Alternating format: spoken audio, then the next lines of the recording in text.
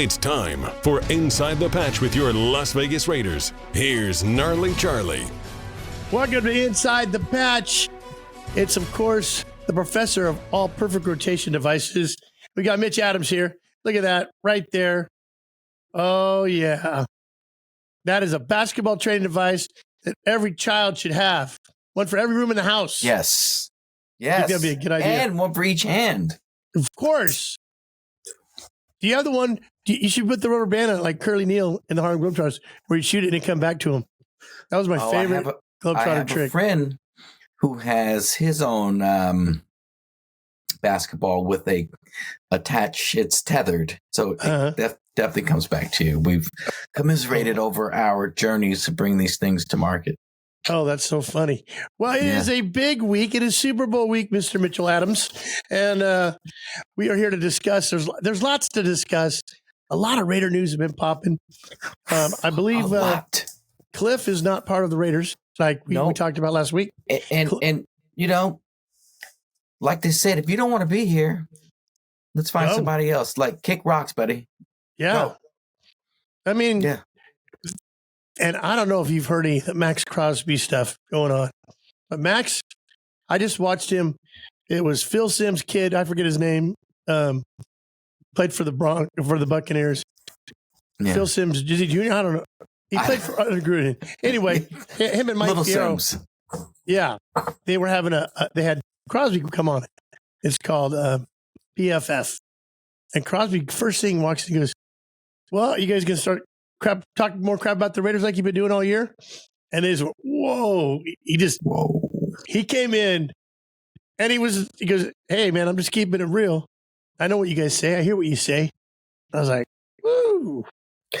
The Raiders are going to be different. I say that every year, but you know what? They're going to be different in the 2024 season. Well, when you say that, though, we're talking about a fundamental, foundational change. You know, we've changed players out all the time. Yeah, this is like I know this is where you say it. Teams are always going to be different from year to year, but the identity of this team is coming back, just like Antonio Pierce said. We are going to go back to the Raider way, and you look at under McDaniels how the team responded. Right. They didn't respond well. And that's because they didn't compete. Yeah. They didn't compete at anything. At training camp, but Antonio said, even if we're in shorts, we are competing. We are putting hands on one another. He says, I want somebody touch. I want the defensive back putting hands on Devontae. I want them to know that everything we do is competing. And we saw that. Yeah. We saw that from the defensive side of the ball, and we saw the offensive players actually competing. And so I do think the mindset is changing for the better, and we're getting back to doing things the Raider way. He talked about how he goes, you know, when I first got there, I'm walking around the building, and people aren't talking to each other. He goes, hey, how about hello? We're here together. We're on the same page. And he is leading by example. You know, just like I was afraid that Devontae might leave, you know, and who knows, but I think these players want to come back here. They do. They feel the build. They feel something going on. Well, you know, I was reading an article. Let's first talk about this. I'm sorry. Let's R.I.P. Rest in peace, Carl Weathers, Apollo Creed. Yes. And Rod Sherman passed away this week, number 13 for the Raiders, back in the late 60s, early 70s. He passed away 2 days ago.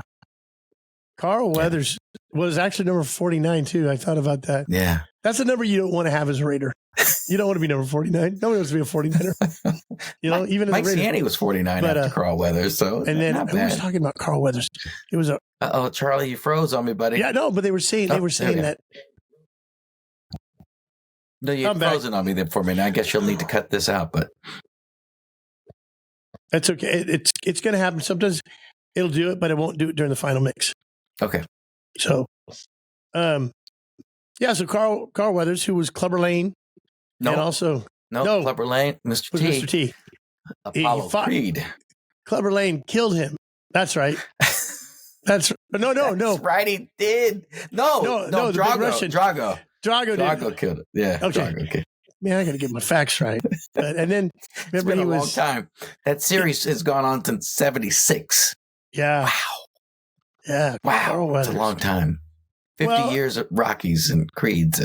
Well, I heard an interesting thing from Max Crosby.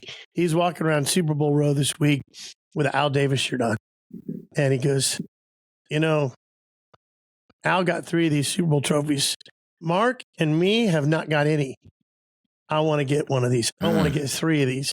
And I want to hoist it at a parade in Vegas. And I was like, he is so focused, Yeah.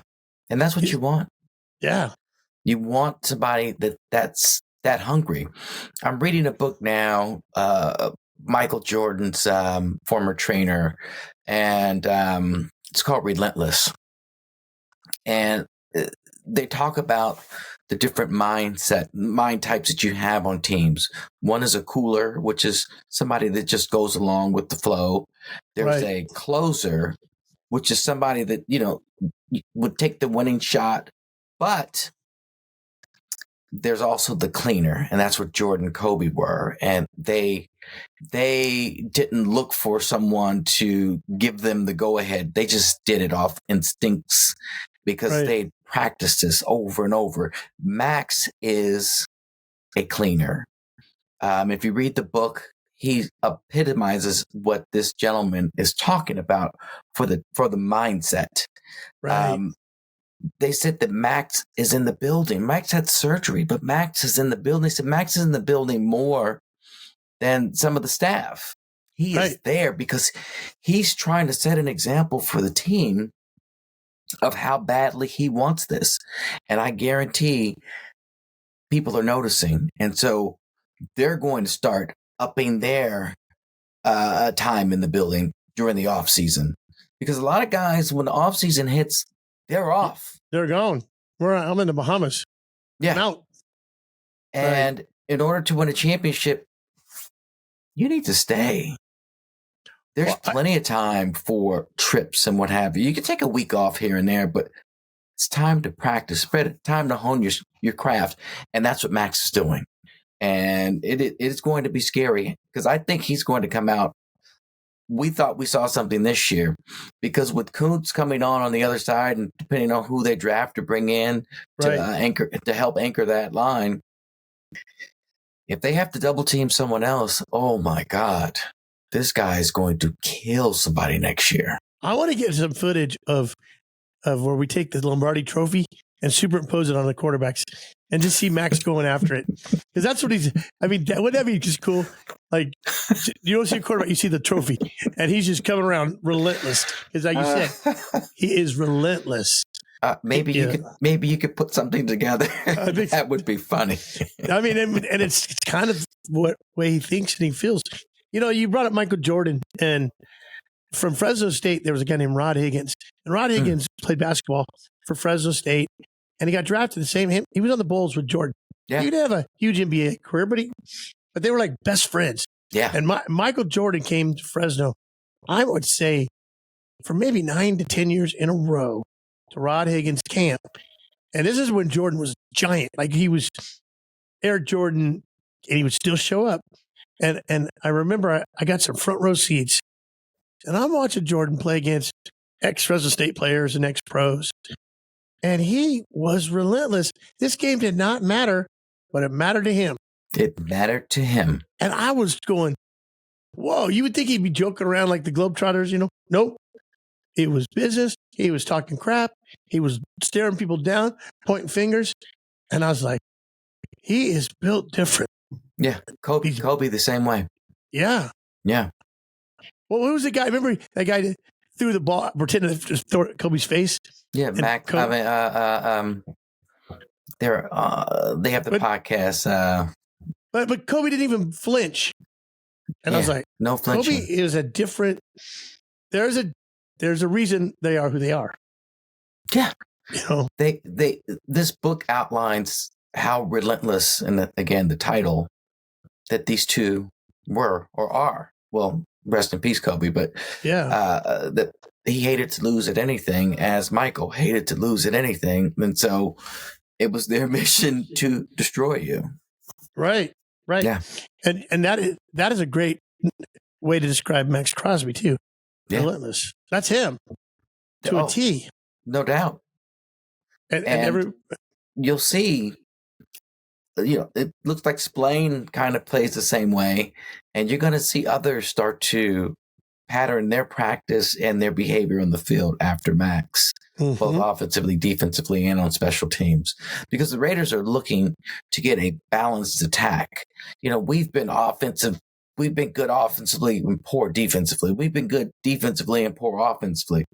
We need to balance all three of those special teams, offense and defense. We need to be the best at all of those so that we can elevate that team. And that's what that competing is going to do. Yeah, no, I agree 100%. And you could feel there's something different. I mean, we haven't even had the Super Bowl yet, and I can't wait for next season. Oh, man, I can't either. They have quietly put together a coaching staff and front office with guys with long resumes. Not, he's 1 or 2 years on the job. No, these guys have been on the job for quite a while. And, with Cliff Kingsbury jumping in and then jumping out, and then we go and get Luke Getsy. I think that's how you pronounce his name. People are like, oh, but he was with the Chicago and he didn't do so well the last 2 years. Yeah, but where was he before that? He was at Green Bay working with Aaron Rodgers and Devontae Adams. He, came in as a receivers coach when he first got to Green Bay. Then he elevated to quarterback coach. So, and then passing coordinator. This guy, just having worked under Mike McCarthy and the new guy up there in Green Bay. Right. I can't think of his name offhand, but he put in some work and he worked with some superstars. And he's got like 17 years coaching experience between the pros and college. We've got a guy that can do something. And just like AP said, someone said, why did you take this guy? He said, did you see what they did to us with a backup quarterback, Chicago, when they played the Raiders this year? This guy's named Tyson Badgett. Oh, yeah. That guy looked all world. And that's a game plan that they put in for this rookie against the Raiders. But that's under McDaniels. But this guy looked like an all-pro against us. And, if this is what this guy can do to prepare a rookie, I think an undrafted rookie at that. I could be wrong on that, but I know he was a rookie, Tyson Badgett. No, he was undrafted. He came from a small school. I remember his dad's like some arm wrestling champ or something. But, okay, what about Ocho Cinco? I heard he's in the mix now. I don't know if that's true. I don't know if that's true. AP was actually... He tweeted something out. And AP did too. They were together. So he's going to be in some capacity in around. I looked and tried to find a confirmation on that. They said Ocho's wife. I don't know if he's married, but she's like, that's not true. Somebody that claimed to be Ocho's wife said that's not true. Pierce tweeted out hiring ex-NFL players. He just put 85, coaching up number 17. Maybe he comes in some capacity, but that's why Deion Sanders didn't hire. Ocho he said, give me a job in Colorado. And Deion says, I know your track record. He said, he said you wouldn't be dedicated. So until I see him on the sideline or get a confirmation through the Raider website. Right. I don't know that I don't know. But at least there's something there. They have a relationship. I know Devontae got mad because I guess he sent him a video of him beating Nate Hobbs in practice. Devontae sent this to Ocho, and Ocho posted it. He wasn't supposed to. And that was a year and a half ago. And Devontae was not happy with that at all. It was like he's. But okay, I heard Eli Manning talking about AP, and he goes, I had to practice against him all the time. And he's constantly asking questions. He would want to know why I did something. Why? Oh, you were faking that to move here. And he goes, and half the time he would guess right, or he would do, he was a step ahead. He goes, that's a fake change. That's this. And he goes, the man's brilliant and asks a million questions and is intense. Intense. And speaking about linebackers that are intense, former linebacker Michael Caldwell, former Jaguars defensive coordinator, has come to the Raiders as a linebacker coach and defensive, what do they call it? Defensive running game coordinator. Nice. Or run game coordinator. So we have an ex-defensive coordinator as our linebacker coach and former linebacker. And he's got a wealth of experience under his belt as well. So when's the last time we brought in so much NFL experience as coaches on the staff?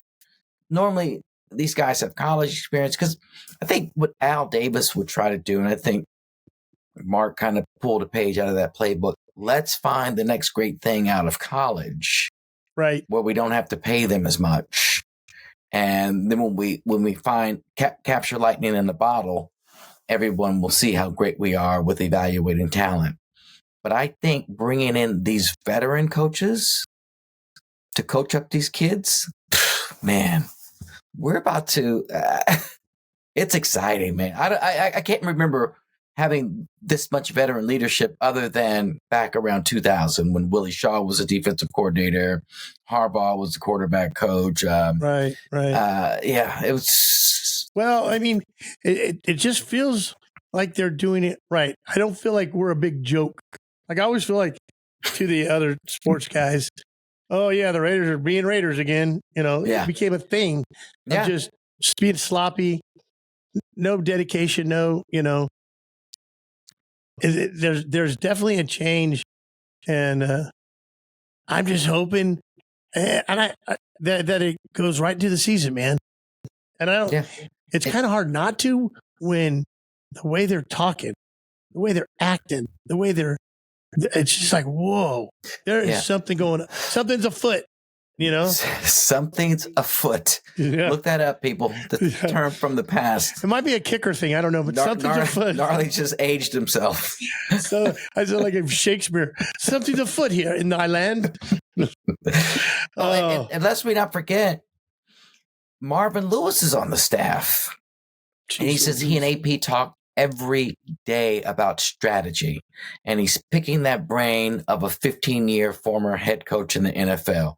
So whether or not AP's prepared for this, currently he's going to get prepared, because we've talked about it before. He knows what he doesn't know. Right. So he's brought those in that do know, and he'll get smarter having them around. Is it a sign of intelligence is when you know that you don't know what you know? And it's like when you can admit to that, well, now I'm open to learn. Yep. And I know it's my way or the highway. That doesn't work. It doesn't work. We also brought in JoJo Wooden.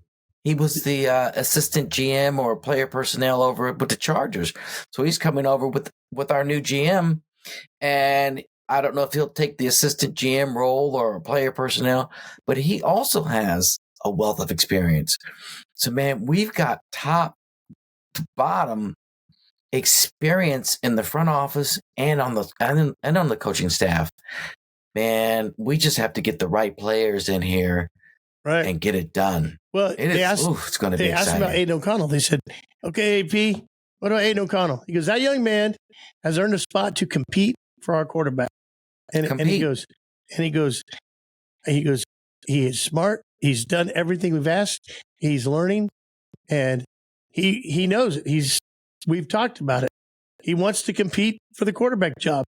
And he goes, and every position is going to have a competition. Yep. It's the AP way. It's like, all right, well. And Aiden will compete. Yeah. But look at Marcus Peters. You're done. I mean, if Aiden doesn't go to a sprinting camp this winter, whatever you call it, this offseason, and get some wheels under him, because that's what we need.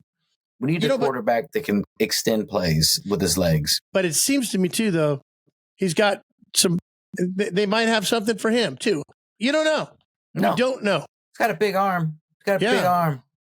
I like the way he stood in there and delivered. I mean, we saw that the GOAT couldn't run. Right. And he stood in there tall and delivered it year after year after year. How many? 20 years? How long did Brady play? 20? Yeah.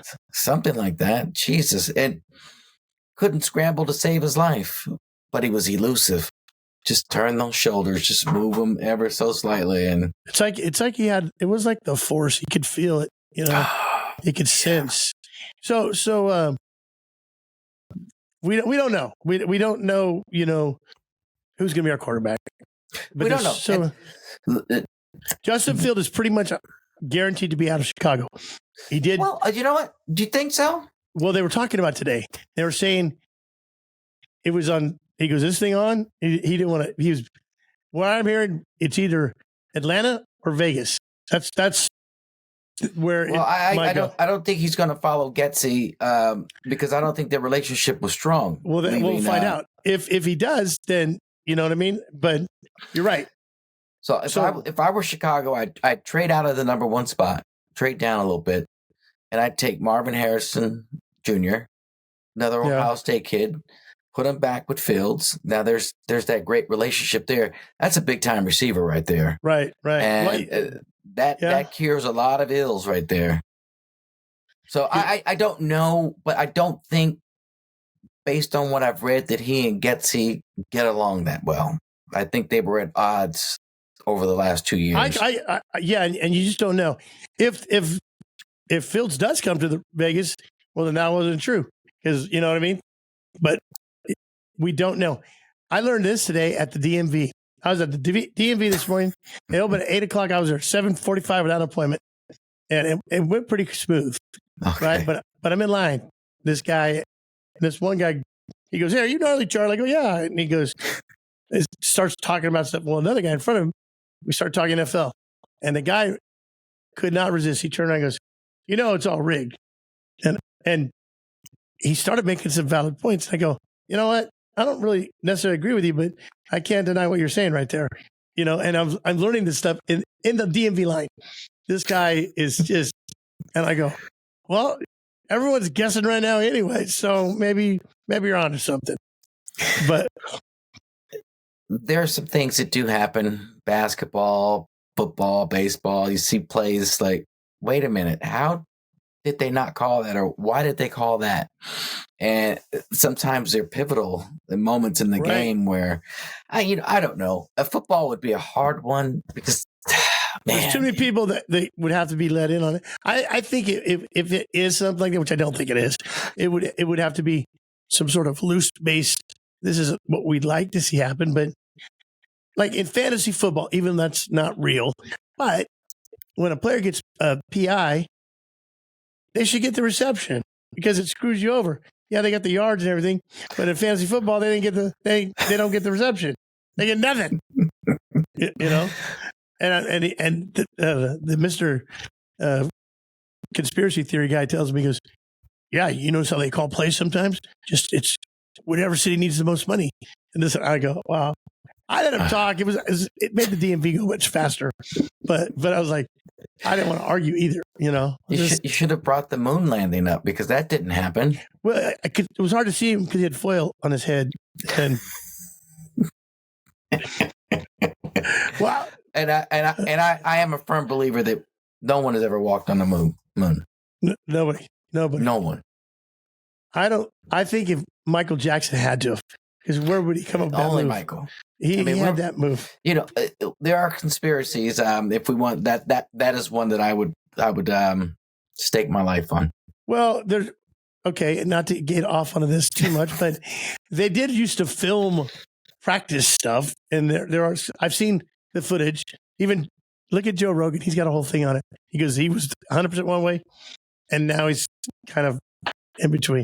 I wasn't there, so I don't know. I don't know what happened. The Van Allen radiation belt stops everything. Anyway, Okay, back perfect. to football. All right, back to football. Okay, so we can't say, well, you can't do a commercial and say we're having a Super Bowl party, but people come up with funny names, such as the Meg Match, Men's in Tight Bowl. But my favorite one, I think, is Soup or Bowl. It could be a restaurant where they have bowling and soup. So it's soup or bowl, whatever you want. Or combine them. Soup or bowl or combine them. Yeah. I like it. But it's funny. Red versus Red Taylor's version. I don't know if I like that. Men chasing a ball. I don't know. But this is my final proof, though. There's a guy on Reddit who has picked the wrong Super Bowl winner 16 straight times. All right? So guess who he's picking this year to win? The Chiefs. He is picking, put his money on the Kansas City Chiefs, which means Niners win. It's done. Because of some guy on Reddit. I was going to ask you about this. You're from the Bay Area. You're in the heart of everything. Niners, Raiders. And I don't know who put this together, but some hardcore gangster guy in the Niners and hardcore Raider guy. It's like they're walking up to each other and they go, look, we don't want the Chiefs to win this. I feel like it's the Crips and the Bloods coming together for what, like for a truce. Okay. Anti-Chiefs truce. Let me just put it this way. Okay. I hate the Chiefs. Right. Because they're the Raiders' natural rival, all the way back from the AFL.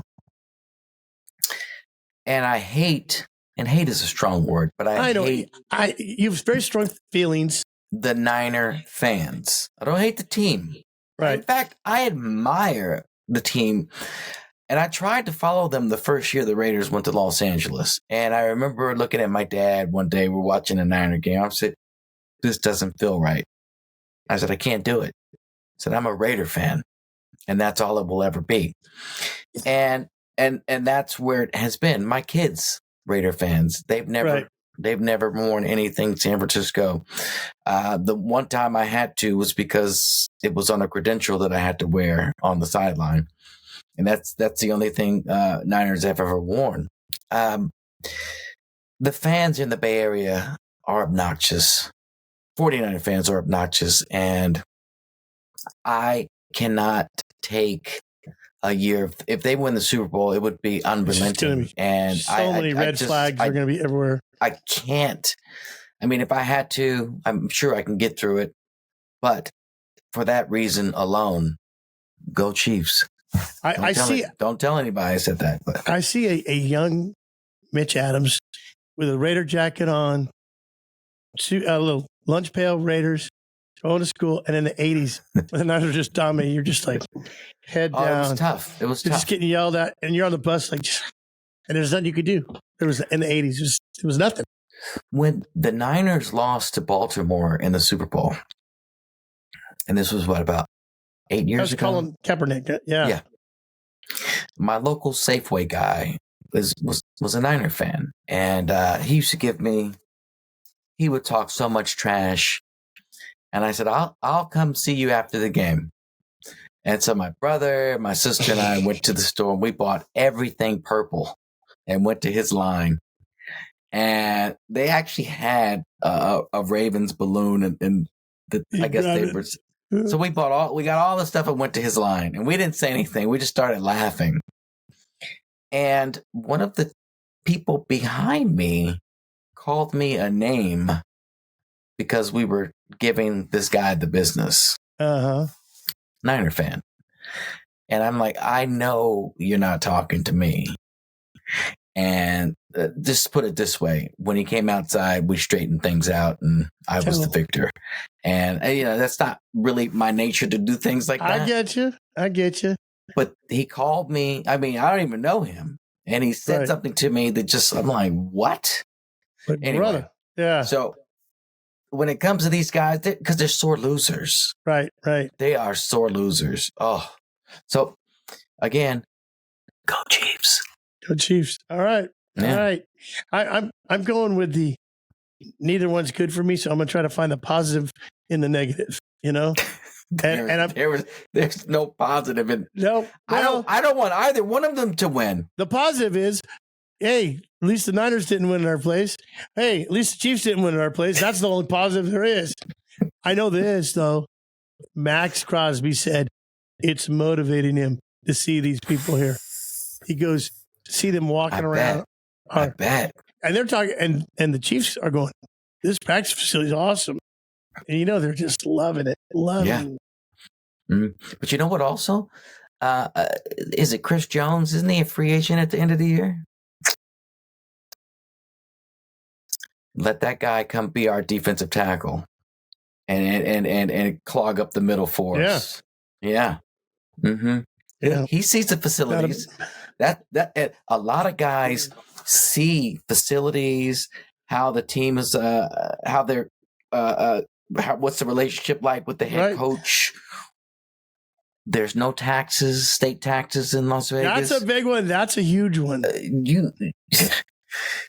Some of these guys, if they're free agents, they might like, you know what? I might want to spend a few years not relaxing, but training in these plush facilities. Okay, I saw that. I want to kind of end on this. Cam Newton was talking to, it's so weird, but what's his name from the Broncos tight end, Shannon Sharp. And I really don't care for Shannon Sharp. I don't care because he just was so anti-Raider. It just irked me, right? Yeah. But he was talking real because Cam Newton was getting offended because he said, you're not ready to come back. And he goes, let me ask you this. If you want to play again, you got to be okay with being a backup. And he goes, I'm okay with that. He goes, no, but he goes, you got to play like when you were poor. You got to play when you've got nothing. You got to eat and train, and your house better be in order. Your house at home, you got too much stuff you've got to concentrate on. So much work to do. And he goes, then you're ready to play. And that's what I see in Max Crosby. That's what I see in the Raiders, is that they're playing like they got everything in the world to prove. And even Cam Newton was kind of arguing about it, but Shannon was just being honest, saying it takes a lot. It's more, you got to have people behind you. Can't have drama at home. You got to be able to live this life. These guys are going to do it, man. Man, something magical is happening there in Las Vegas with the Raiders. And it could be anywhere in the world. I think the combination of what they're bringing in to run this thing is it's magical. Because had Mark gone another way and brought a Belichick in or Harbaugh or Aaron Glenn, we'd be okay because it's our team. But the magic that they put together the second half of the season would be gone. That's the thing. It's like and there's some magic happening, and I'm excited to see where they can take it. But because Kansas City said that they had overlooked the Raiders on Christmas Day, and whatever the case was, we won the game, and Aiden completed no passes after the first quarter, and we won. And we still won. And they said we literally overlooked the Raiders, and that's what refocused the Chiefs into what they did from Christmas on. And what that did for us was gave us confidence, like, man, we can compete with the AFC champion and beat them. Well, and when we get back to the season and we string together some games, for a whole season, we'll be in the playoffs. Oh, another thing Crosby said, I'm just quoting Crosby left and right because he's been on the news.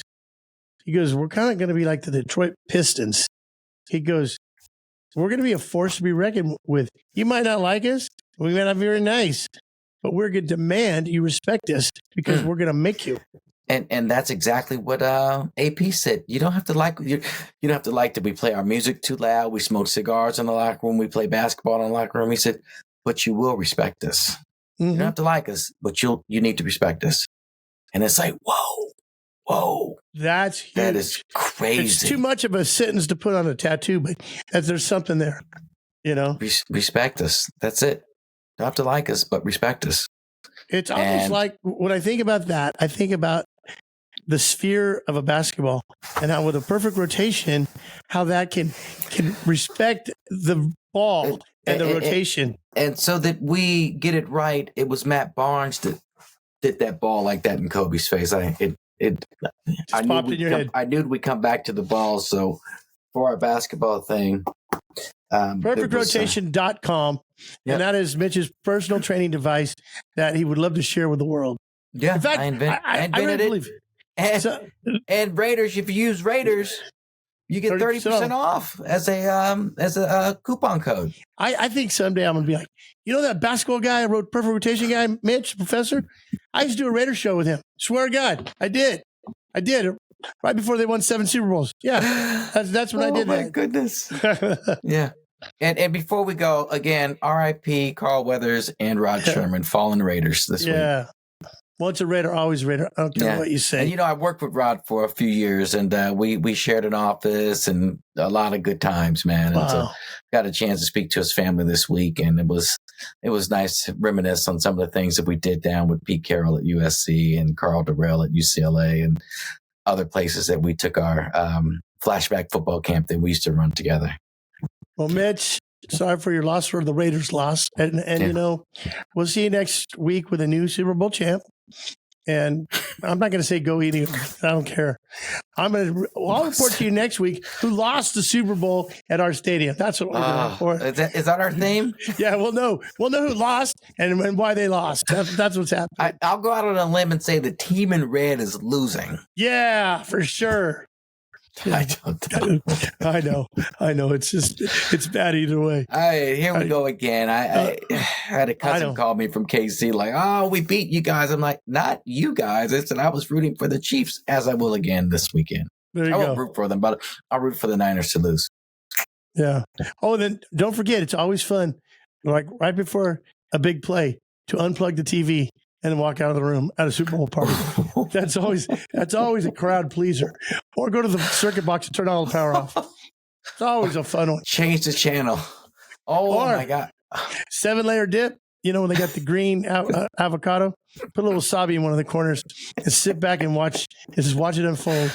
Or, the hot chip challenge, put that in the bowl. Take one of those and drop it in the bowl. The random hot chip challenge. That's like, that's horrible. I love it. I'm going to have to try that. All right, Mitch, we'll see you next week when we will announce who lost the Super Bowl, because that's all we care about. Good deal. All right, Mitch Adams, thanks again, brother. Okay, man. Be good, Charlie. We'll be back with more Inside the Patch on 1430 ESPN, your official home of the Las Vegas Raiders.